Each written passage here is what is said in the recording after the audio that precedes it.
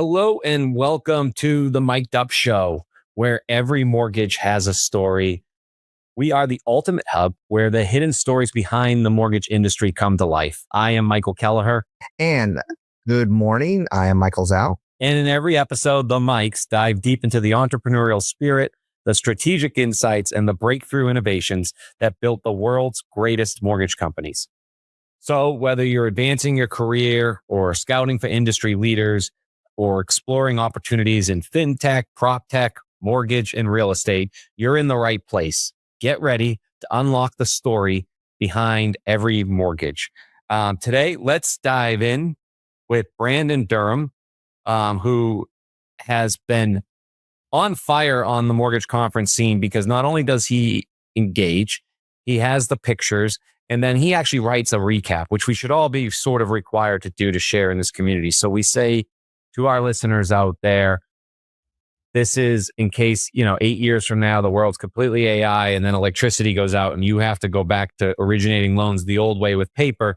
You can come here and hear how our leaders did it and how they maybe saw all this coming. So Brandon is empowering growth through innovation. His title is Director of Training and Business Technology, which really means finding the right technology for the mortgage company, helping make sure it gets adopted, and then helping the sales team and operations get a lift permit. So with all that said, Brandon, thank you for joining us.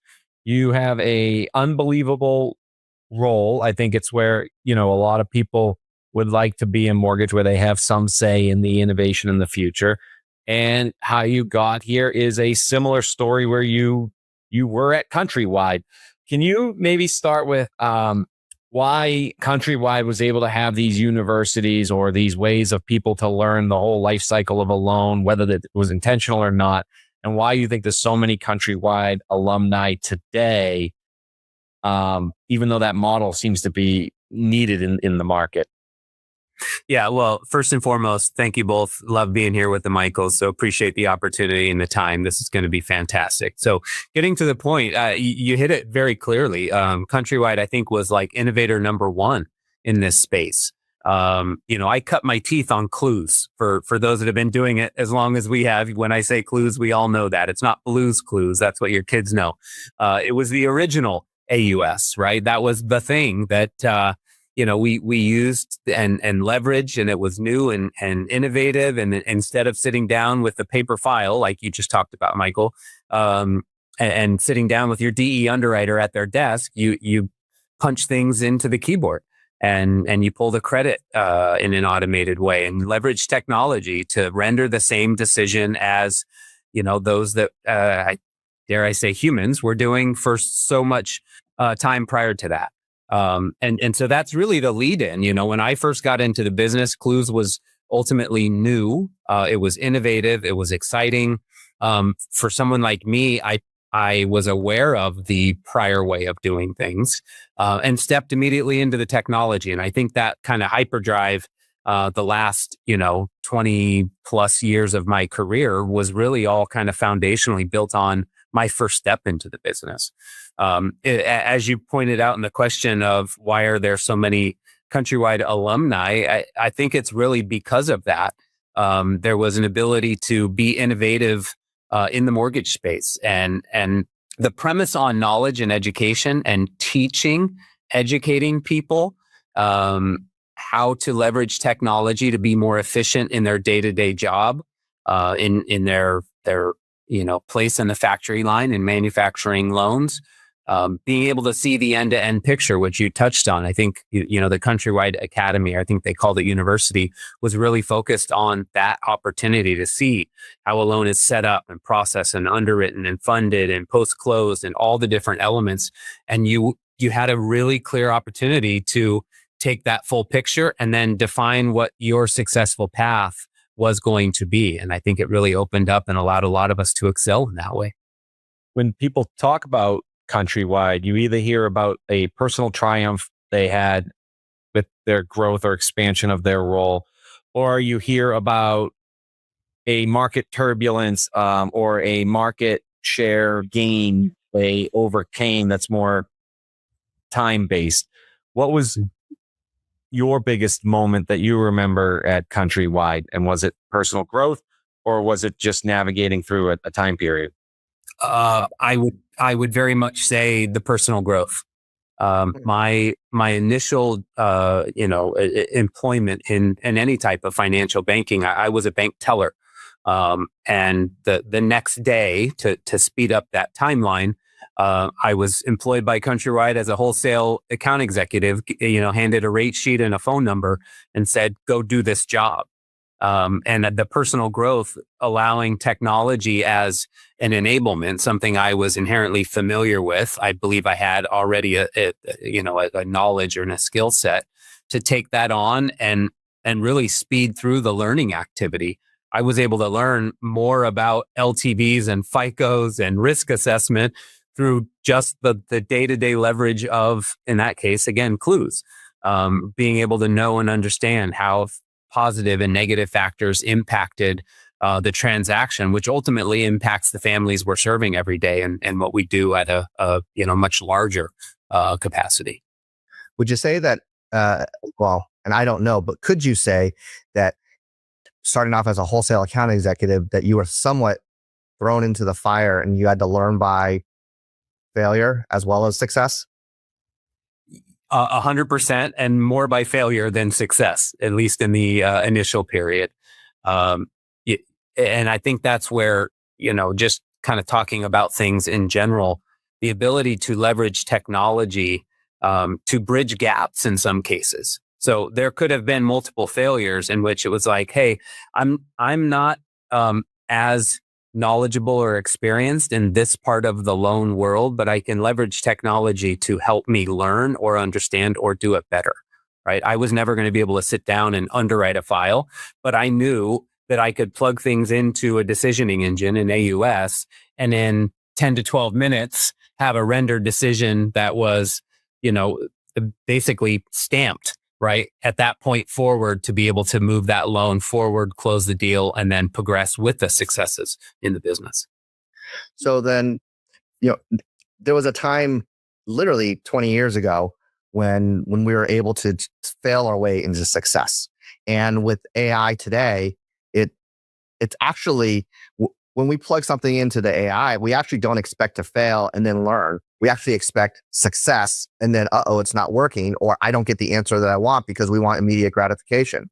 So how do we train or learn or experience our way into greater amounts of success when our expectations have changed based upon technology? But it's a great question, because I think we've even taken it a step further, Michael, in that we leverage and rely and just base so much truth and accuracy on the response with AI entities, whatever your flavor or variety of choices. We just assume everything to be right.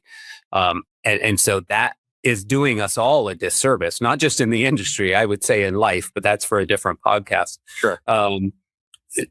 Recognizing the efficiencies and the gains, and also understanding that all of us as individuals have blind spots, and being able to understand, and we use this a lot in our own education and our own learning throughout Homer's Financial Group, which is the trust and verify concept. And I think that is no more greater statement today than it was even in 2025. The technology and its advancements have sped up so much that those have to be critically clear elements.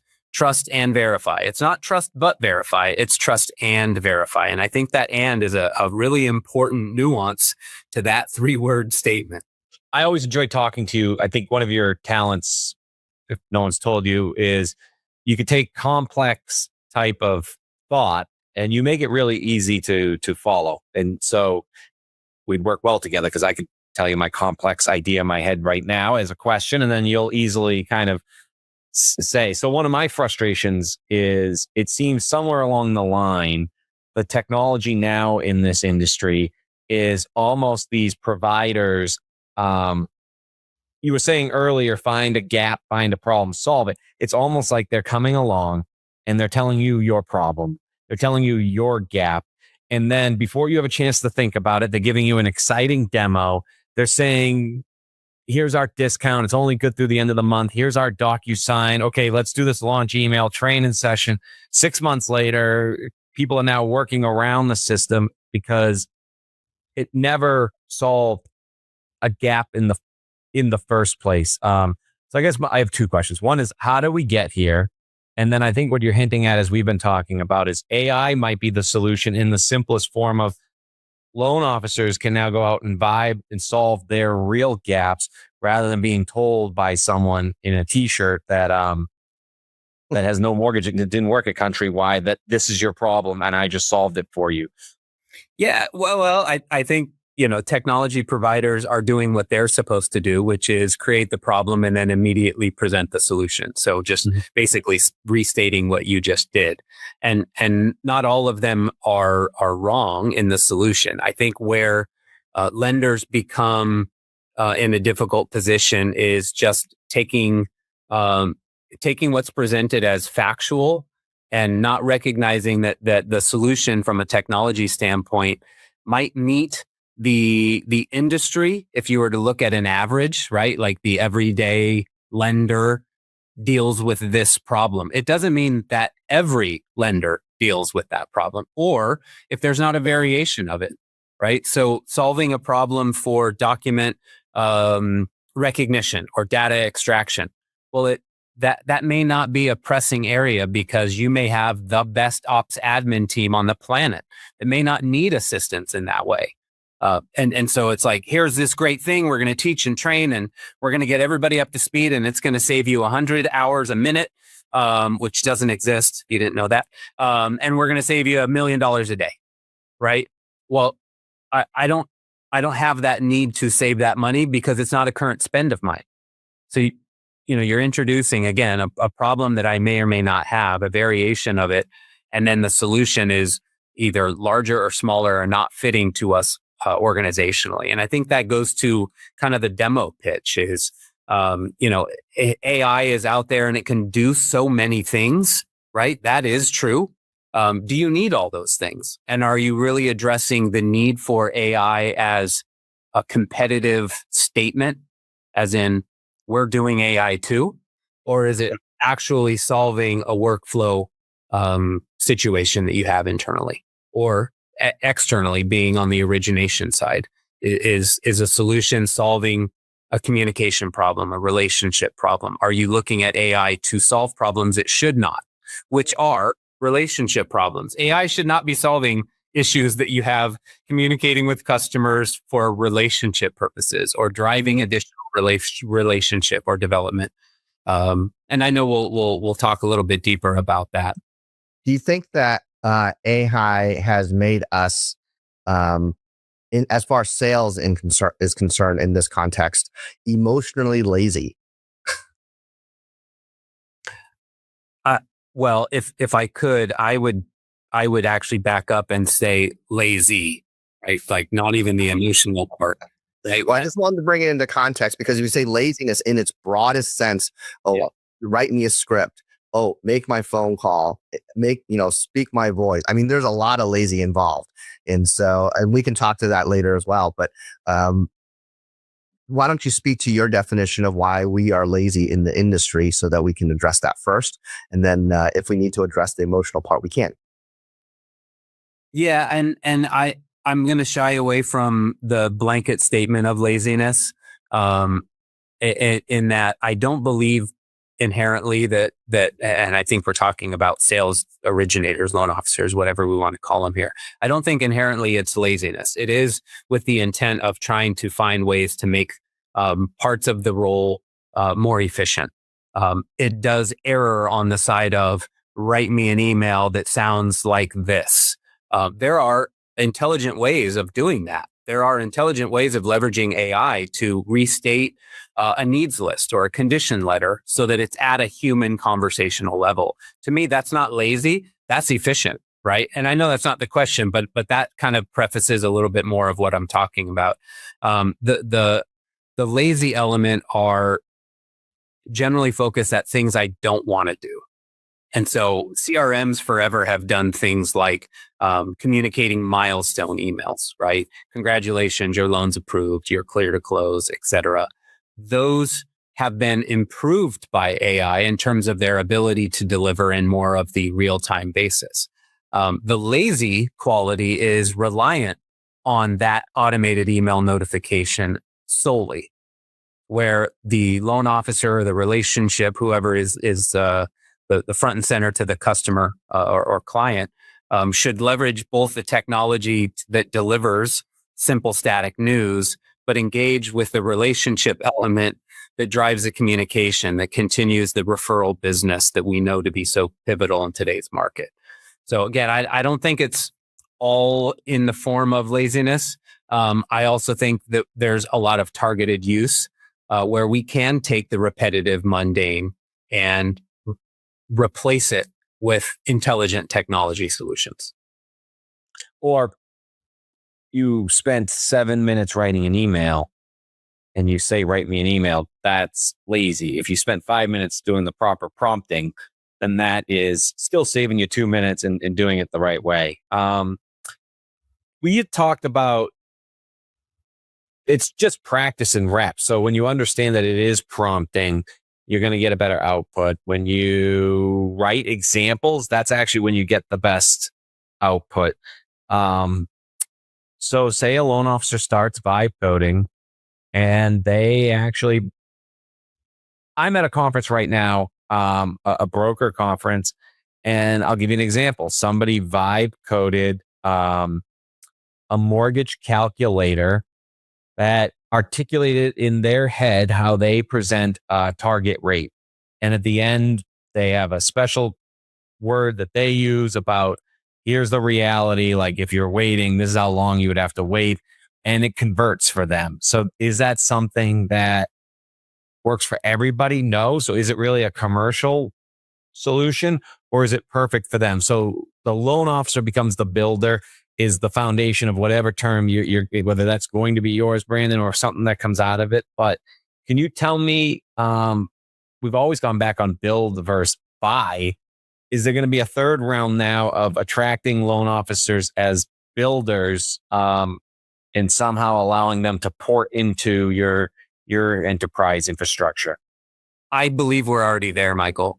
The build versus buy has been a conversation for ages. Whether we want to call them shadow processes or shadow platforms, originators today are already doing the vibe coding. Whether their current employer knows about it or not, that's not for this conversation either. We'll leave that part on the side, right? But it's happening. And exactly what you said, I see all the time in the marketplace. And another example came up about temporary buy downs, right? They're a complex product that require a lot more education, a lot more training, teaching consumers, real estate agents, et cetera. And good and strong loan officers have their own way of explaining it to where it sticks. That's where, your way of delivering, your word choice, et cetera, is important. I see that as being a critical component where loan officers want to take what works for them in their market, what their dominated community or whatever their sphere of influence is. And if you want the units and volume that I bring, you're going to have to accept the way in which I bring that business to us. And so that's where the third of the build by builder as the loan officer comes into play is I do these things that allows me to generate volume at an exponential level. And this is going to be the most attractive way of getting me to the new organization through recruiting, whatever that part is. I think we're there. I don't think it's as prevalent as obviously the compensation element, which is clearly important.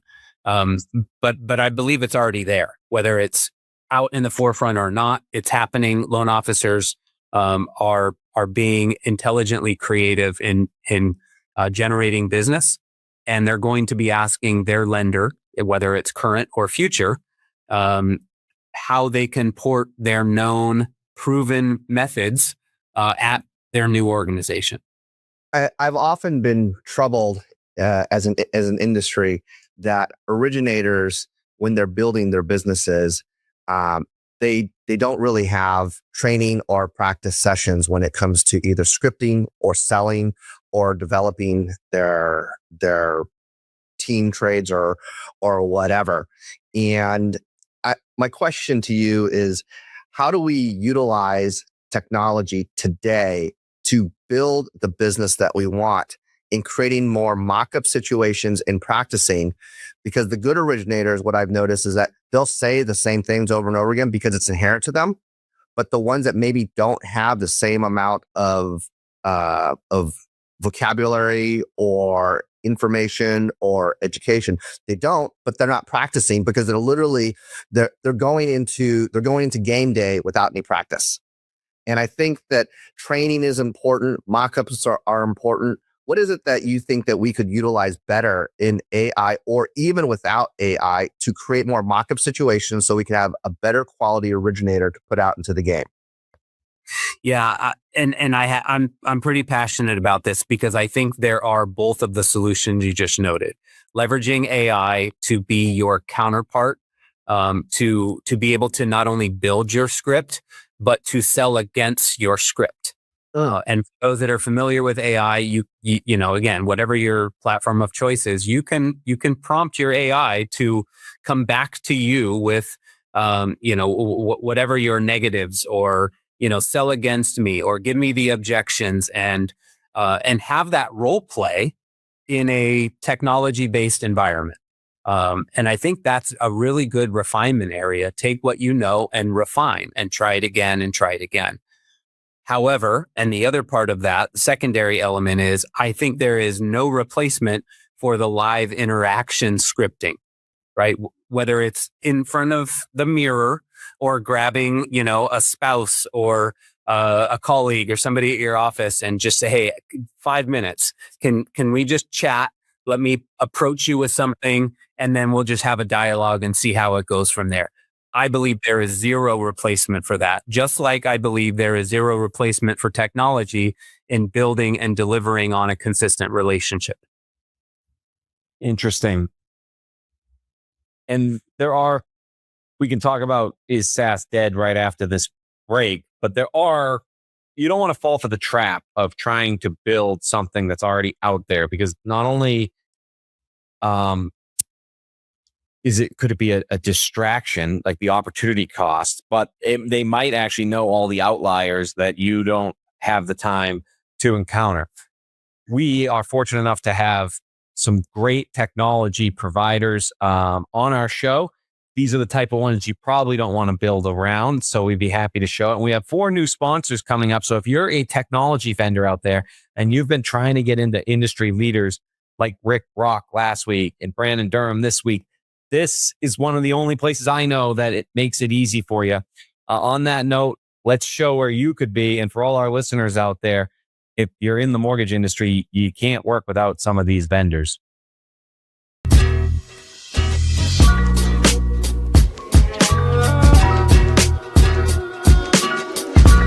Verifying income for all your applicants means you need roughly 23 different vendors and waste hours and hours of your team's time.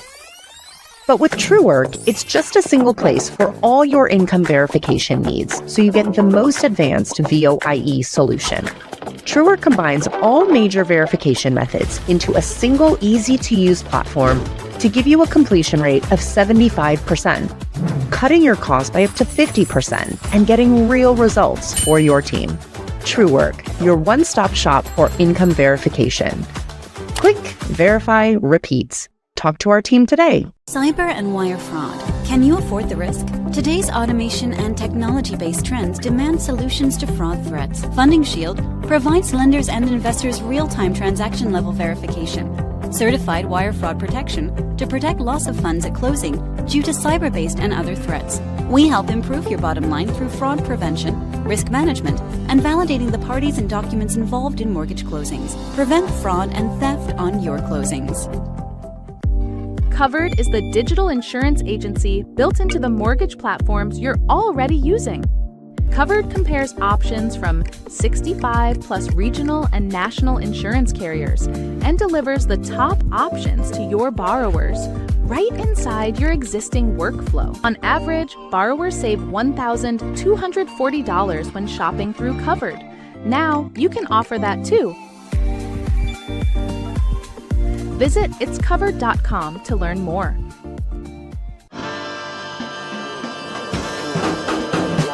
With True, we help you understand borrowers so you can help them as you grow your business.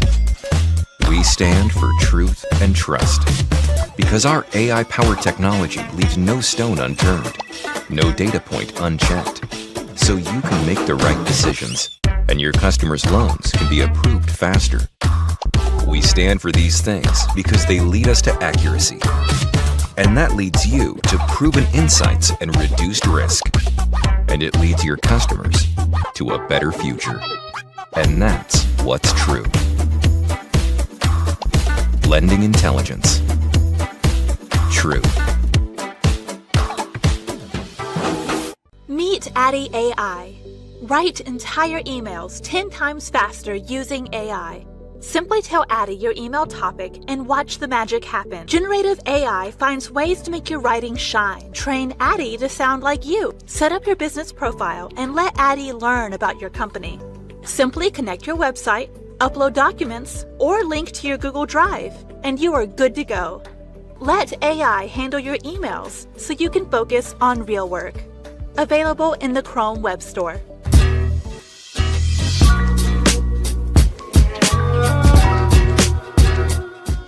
All right. We are back. And the question is SaaS dead? I have a new term. Since you have a new term here, Brandon, we're going to be in that. I mean, we basically just announced it. I think it's WAS. I call it windfall as a service, where you don't need to make a software for the sake of thinking about how to make $39.99 a month. You need to almost solve that go-to-market strategy. So if it's, I want to work with gutter cleaners and get ready for the fall here, let me build an interface that somehow turns gutter cleaning into a HELOC program, and then make that windfall, and know that after I run through everybody, it might not be as useful. I don't need to make it for a 36-month monthly payment window. The rate buy down example, like, how do I create some piece, get it out there for 9 months, get as much as possible? And there's a lot of better ideas. I just, try to keep those a secret for my main clients. So with all that said, SaaS is dead. WAS, like, where do you see this going? I do like WAS, so let's trademark that, and I'll just take a small cut from my my participation here. While I don't necessarily feel like SaaS is dead, I think as we knew it over the course of the last few years, I believe that version is dead. And it's for some of the same reasons that we just talked about, with producers that find their way to master their market, to master their sphere of influence and generate business and business development. SaaS generally is homogenized to the every person, right? And so it's a solution that anyone that's in this space could use some or most of the platform and the features. And that will maybe dovetail us to an adoption conversation, which will be a lot of fun for us as well. But that, like, homogenized, here is a platform that the enterprise has that everybody can do all the things they'd ever want to do. I don't believe that continues to be the solution. And I also don't believe that lenders are going to be interested and willing to sign up for the multi-year contracts that have always driven the industry, right? It's minimum 2 years, likely 3 or 4. The one size fits all is not fitting. And we see that play out even just with, the M&A activity, right? One size fits all is not what the industry is anymore.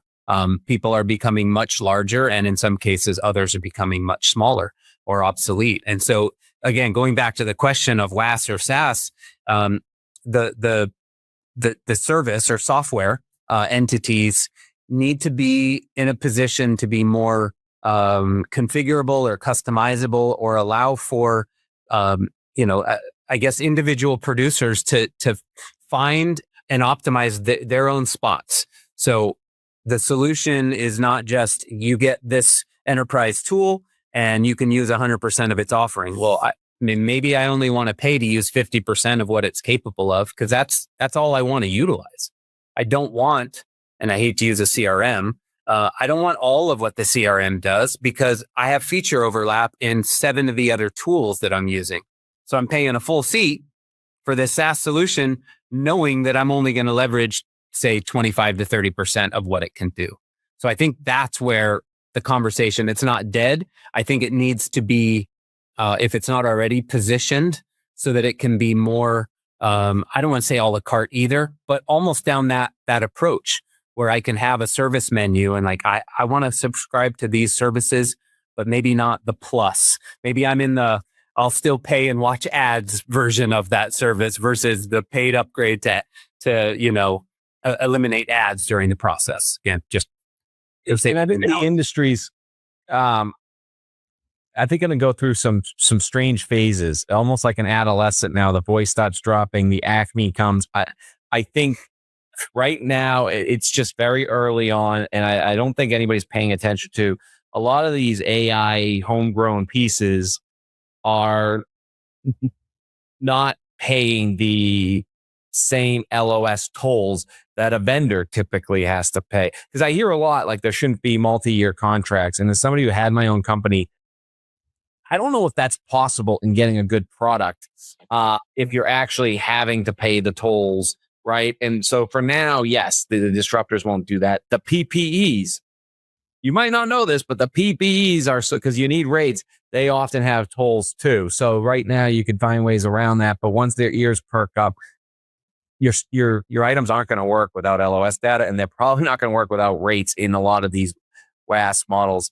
I also think that a lot of the vendors I know on the mortgage side are getting free tokens with joint ventures with Anthropic or Azure through Teams or even OpenAI.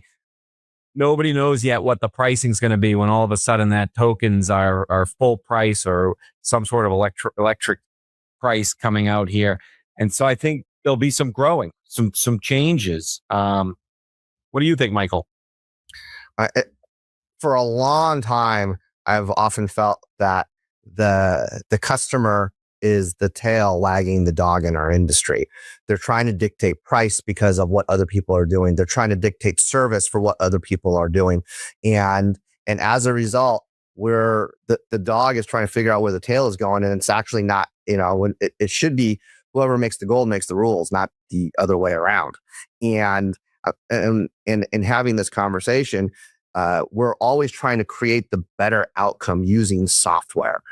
But are we still concentrating on the outcome for what the customer borrower is trying to have in their experience, or does it even matter what kind of software AI we are utilizing? Because is the tail still going to wag the dog, and where are we headed toward, in your opinion, for what we could be doing in terms of technology for what the independent mortgage banker could be doing to make the company originator, processor, executive, capital markets experience to be better, instead of having the tail wagging the dog with the customer controlling where everything is supposed to be going? Let me give you a perfect story of that, or representation. I see more new emerging technologies created by and delivered and owned and operated by top producers in this industry than I ever have in the first 22 years. There are people on the street that are solving problems at the community, at the client, at the family level, and they are vibe coding, to use your term earlier, Michael, their own solutions. And it's like, well, I went out to the market and there was this platform that did some of it, and there was this other one that did some, and this other one. And I used my AI and my abilities, and I brought what was impactful and useful from those three, and I built my own. And not only is it helping me manage my own business and growth, but now I'm actually offering that to the market, to other originators, both within the organization or selling as a traditional technology provider to competitors for that matter. And I think that goes to the, tail wagging the dog situation. Like, is that the entry point where more top producers with technology at their literal fingertips, they're developing their own solutions? So if I call back to the earlier question about the build versus buy, and now this middle scenario, right, where the LO is the builder, that's where we're seeing it. There are real solutions, real technology platforms that were owned, operated, created by these entities that aren't just their own. They're actually out in the marketplace. So this is your new potential plan for recruitment. And so loan officers, you heard it here first. There's obviously this happens now. People want to port in their solution into your, basically from disclosure to underwriting to closing. You probably want your manufacturing plant, but you're going to let them plug in to those rails. I think other companies are evaluating as well, more the compliance risk, the data security risk, the brand risk. How do you see this unfolding? Obviously, first to really embrace it is going to win a lot. And there's probably a lot of, I remember from the mobile app days, probably a lot of anxiety about stuff 2 years from now. People will go back and laugh and be like, why did we have anxiety? So how do you teach yourself to kind of see through the trees and realize that it's the right move and now is the right time? Yeah, well, let me just pause briefly and just be really clear. I am not stating for the record that we are recruiting to this actively today. I believe this is where the landscape and the conversation has started and will continue. And we want to be part of the conversation and what it looks like, because we know how things just continually evolve in the business. So just want to be clear. If you're a loan officer listening, please don't call me and say, hey, I want to port all my technology and workflows to you, because I will have a slip of the pink variety on my door tomorrow. And we don't want that. Today's more like out there in the world. I think today is the Masters lottery opening. So this is almost like a lottery. You can submit about the potential of it. Later this year, Brandon might pull your card, submit your best WASP model, and they'll pull it. I like that. But I do believe that is the direction, and whether others steal my brilliance from this conversation and start doing that today or tomorrow, congratulations. That's great. I do believe that to be the direction and what will end up being the norm. Going back to the question is, we've seen with Freddie already having an AI governance requirement.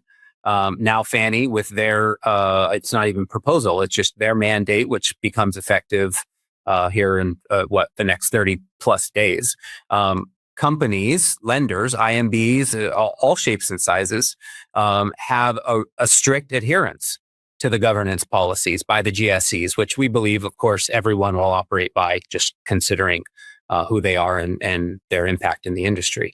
And so organizationally, what is not only necessary and required of our counterparties, but it ends up becoming that source of confidence, compliance, legal protection, everything where the company can own, manage, monitor all the policies, all the procedures, own the infrastructure and foundation to conduct the right and proper business within those confines and what we have to do.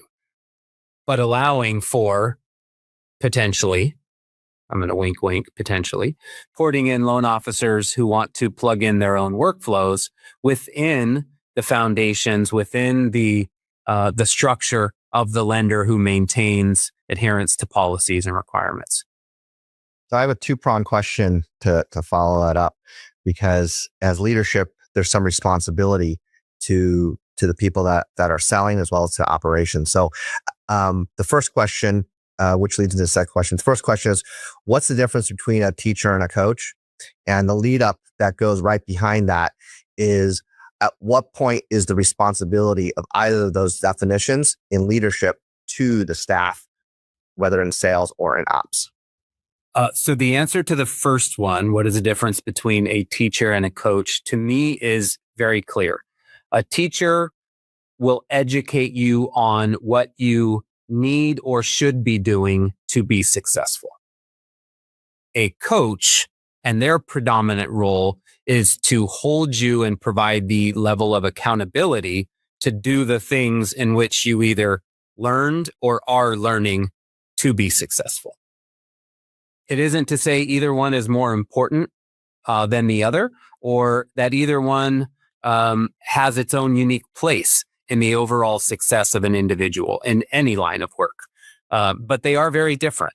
A teacher will show you the buttons to press to accomplish the end goal of what the buttons are supposed to do. A coach will call you at 8 a.m. every morning and say, hey, did you push those buttons? Because you learned you were supposed to. Did you do it? Right? That's the difference for me. I believe they both have a very clear place, not only in this industry, but in life. But they are different by nature. And to confuse them as one being able to do both, I think is a little misguided, but that's my point of view. How do we implement that into our entire dialogue for the last 40 minutes of AI in teaching versus coaching? Because there's an accountability to both. Right. And it goes right back to what you noted about leadership. It's leadership's responsibility to step in and hold you accountable to be present and engaged in both of those activities. Are you showing up for the education? Are you doing the webinars? Are you doing the resource library and watching the recorded videos, whatever the educational element is? And then are you actually seeing the coach or following through with the activities and action? It seems like that's a lot, and it's really not. Are you attending the education? And generally in this business, as we all know, the results show the effort.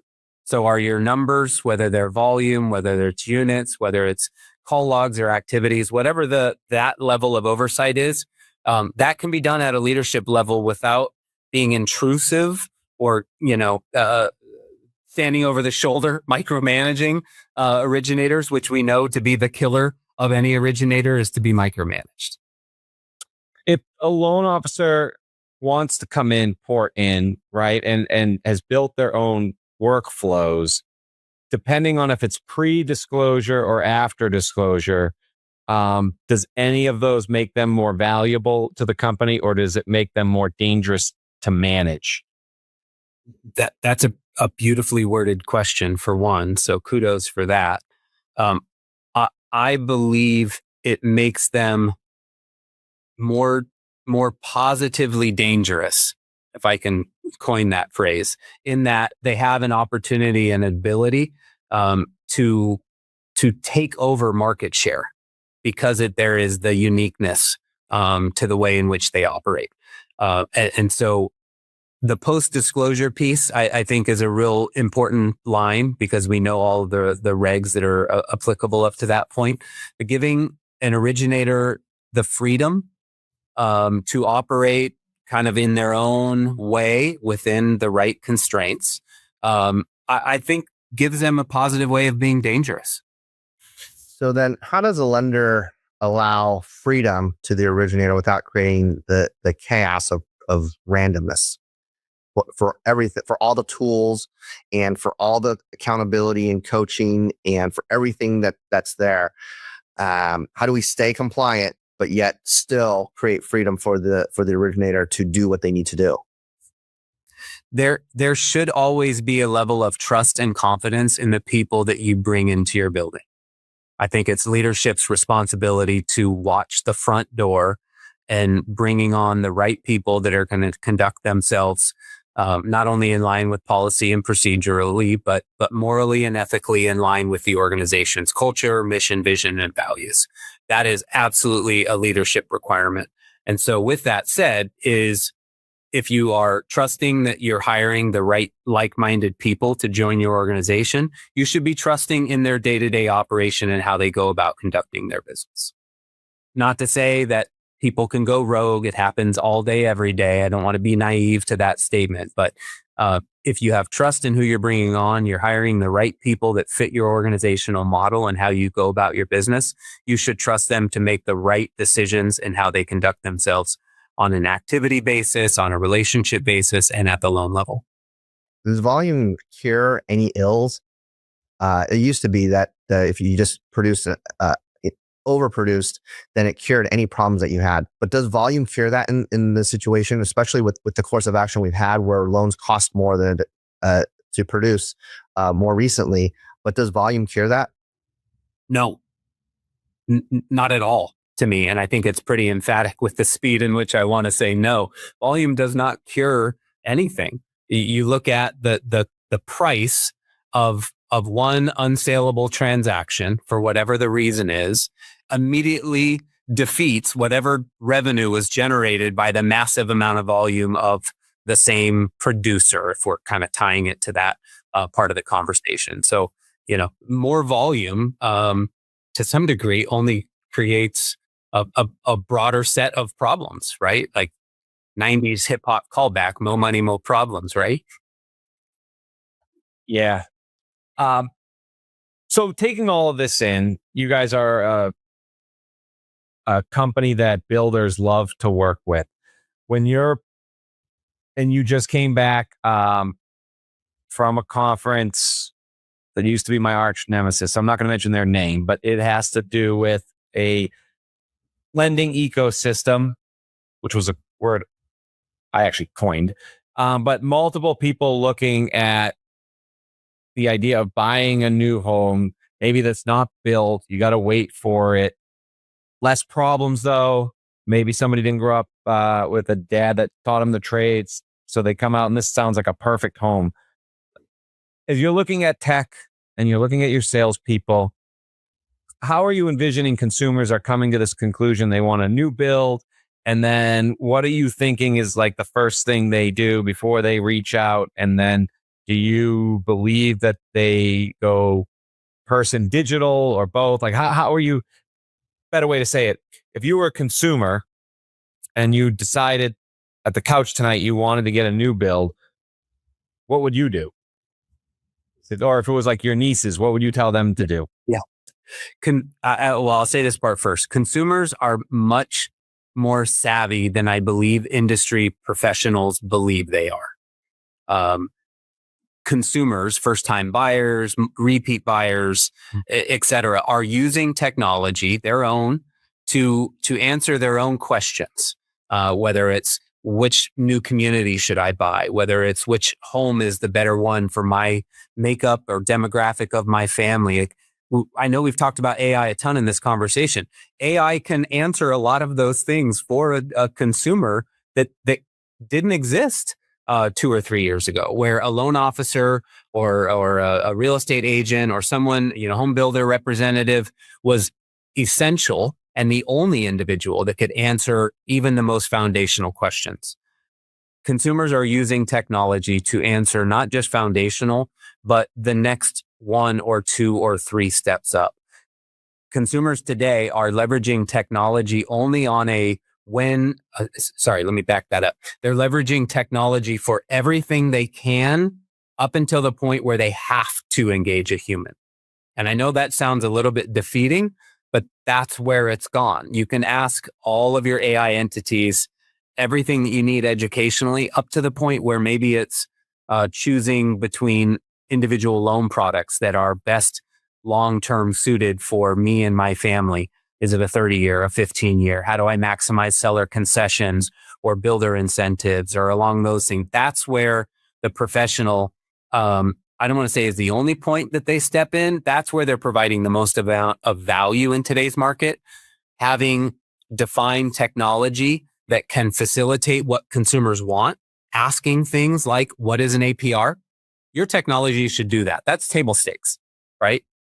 And so that's where a lot of the technology, whether it's builder-based or focused or resale, whatever it is, the technology at the lender should have, at minimum, table stakes ability to meet consumers where they want to be met, which is handling every part of the transaction up until the point where they cringe and say, I need to call a real person to engage from this point forward.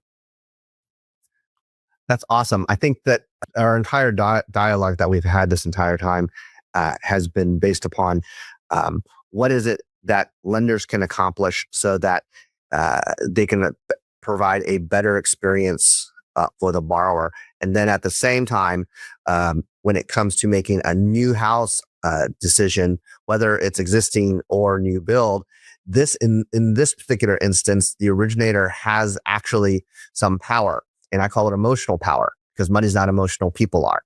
And this is what AI can't do. And this is when leadership can give some directional input to the sales staff on how AI can not only help them fiscally for fiscal education, but also for the new build experience on what the originator can say, okay, we're starting from scratch here. You're going to get new construction. It's a brand new start for your your next buy. And this is what we're going to do to help you throughout your home purchase process, fiscally speaking. But from a very human standpoint, we get to emotionally empathize with the borrower and go, yes, this is how I'm empathizing with you. And I'm going to hold your hand through this process. And utilizing AI to help us through the entire process, whether it's through a mock-up of communication or whether it's in leadership to tell the originator, this is how we're going to actually calm people down so that we can make the process easier, is really critical, not just for the originator, but to go to leadership and say, look, I'm doing this really well. Leadership, help me kind of get off the ledge on certain other types of items. And so I've been in appreciation for our conversation for this. And so thanks for helping guide us in this conversation, Mike. I just have really appreciation, Brandon, going through this with us. Yeah, I can't say enough how much I enjoy it.